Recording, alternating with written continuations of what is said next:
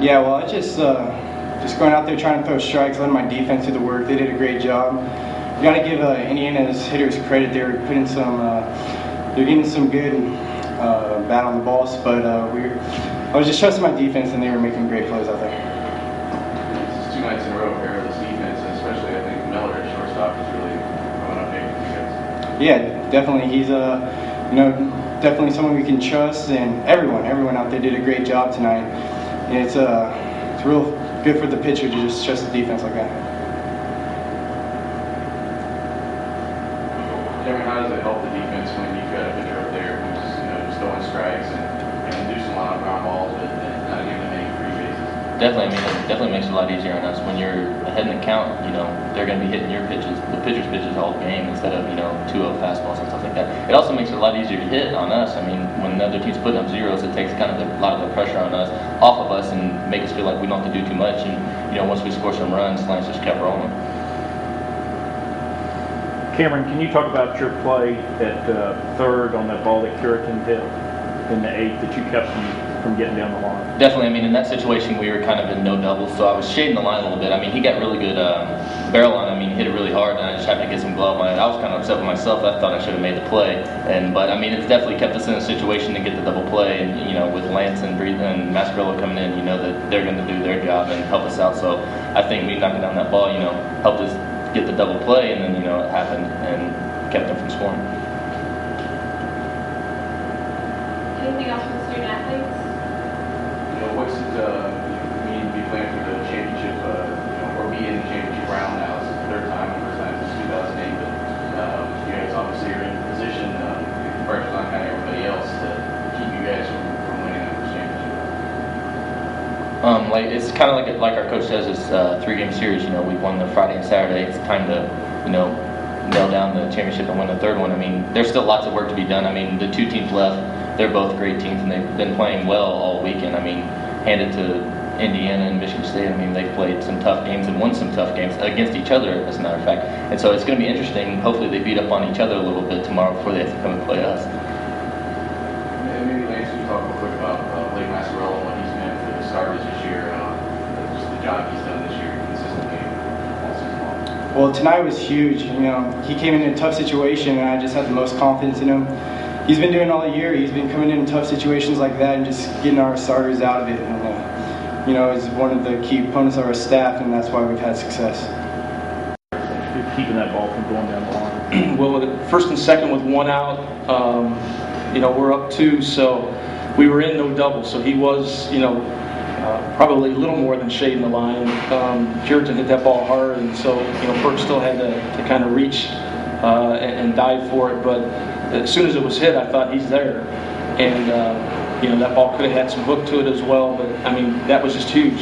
If he's not on the line, that's a possible tie ball game, and they've got the lead run in scoring position. So he did a great job just getting glove on it, and then gave us a chance then to get the double play. We'll talk about Breedlove. I mean, it's kind of very similar to last night. A little trouble there in the first, but then just got into a groove, produced a lot of ground balls, just kind of chewed it. Yeah, I mean, and again, Indiana did hit some ball hards. Talbot made some plays out in left. They hit some balls hard at short, even to Perk. But, he constantly worked and got that leadoff hitter out. So, I thought that was a big key, that they couldn't really get anything generated, from that standpoint. And, and that's his game. He's going to throw strikes. He's going to challenge hitters. He can challenge them with his off speed. He can challenge them with his fastball. If he falls behind with his off speed, he can come back and get back in the zone with his fastball. The Indiana hitters are aggressive, so that kind of helped keep his pitch count down a little bit. Late in the game there, kind of rule of thumb, we're in the 8th inning, is he had a 2-run lead, and you don't want to give him a chance to. He's pitched such a great game that you don't want to have him have a chance to lose the game. Probably went one batter too many on that. But again, you give them credit. Holden got a 2-strike hit. Curitin had a 2-strike hit. And Lance was just that good that I kept him in that long. Before bringing in Mask, handing over a bases loaded situation with 1 out. Talk a little bit about the lineup today, and it's similar to what you guys did, I guess, the first game in Iowa. So Talbot was So, I mean, what was the choices there? Well, you know, Dix is actually, Andrew Dixon has played well for us, and he's hit well in Big Ten games. You know, now you got Bridges that's hot, and you know they're kind of both, you know, DHs for us. And so I just thought, you know, today would be a good day to get him in. Even though it was against a lefty, he still, you know, handles left-handed pitchers pretty well. You know, Spill hasn't quite been hitting it the way we want him to.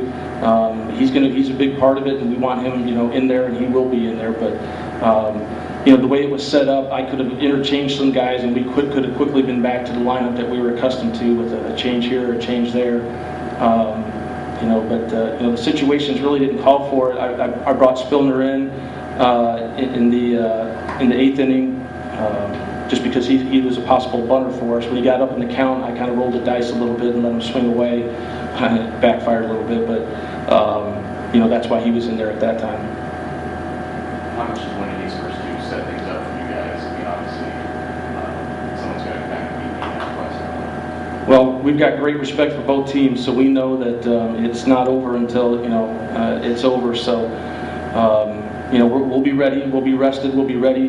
But you know, I know both of those teams will fight, and you know, this is kind of where I've talked to my team this year. You know, I don't know how many series it's been. I know it was, I could probably rattle them off for you, but it was Ohio State, Penn State, Michigan State. We won the first two ball games, and we couldn't close the deal on Sunday. So you know, they can't relax. They can't press, but they can't relax and think that, hey, now we're in the driver's seat. There is no driver's seat in this thing. You know, we just have to be ready and expect to play a good game tomorrow, and you know, get after it. Have you decided on starting? No, we have not yet. So we'll take tonight to think about it, and somebody will get a surprise in the morning, but they won't have a chance to sleep on it tonight. So hopefully they'll all get a lot of rest tonight.